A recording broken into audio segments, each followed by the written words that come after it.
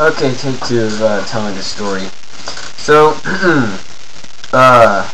yesterday, July 5th, was a day I was working. And you guys don't know where I work at, but I work as a lifeguard at my community pool in Galt, California. It's a pretty good job, like if I can say so myself. It's pretty easy, just sit around basically. But the most work we have to do is clean, because our main title of what we're best known for is our cleanliness. So we're cleaning constantly, even if we're on break or rotation or whatever. The senior guards usually want us to be cleaning something like a spill, hose off the deck, take out the garbage, yada yada yada. But there is one thing they tend to do with us every once in a while. It's called a red shirt drill. A red shirt drill is a implied accident to happen. We know that this is implied because this person is wearing obviously a red shirt, but the thing about this, we do not know when it's going to happen. So we have to keep our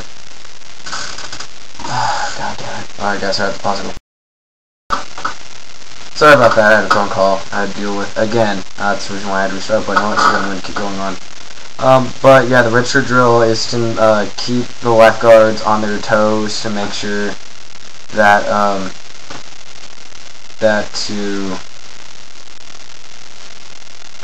crap. Just to keep us on our toes, basically, and watch out for this person.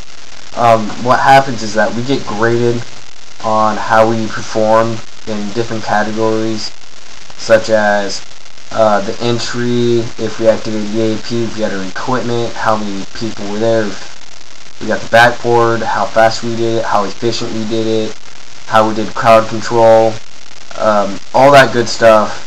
Well, I guess not so good, but this was my first one. This is actually my first year working as a lifeguard, and it's alright, I guess. It gets tiring, because I usually work the late shifts. That's what they put me down for. But it was my first red shirt drill, and I successfully did it as I needed to. I did everything that was required.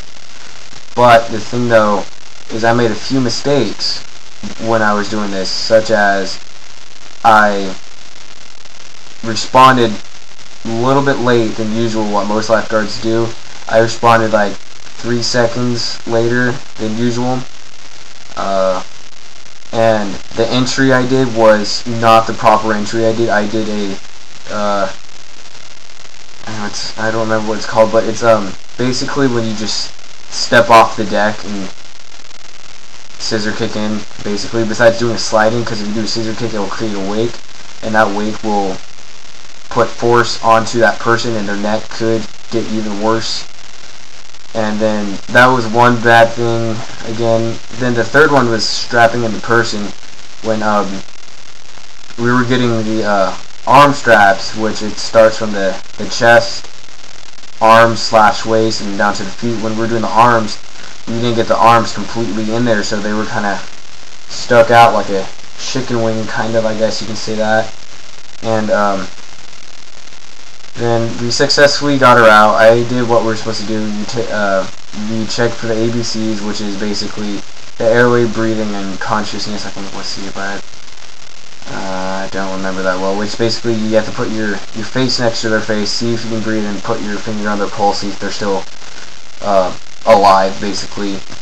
But at the end of it, I was really nervous at the end. My hand was shaking like a lot, and it wasn't really too good of a feeling, because I basically wanted to collapse on the deck and throw up, because it was just really nerve-wracking for me.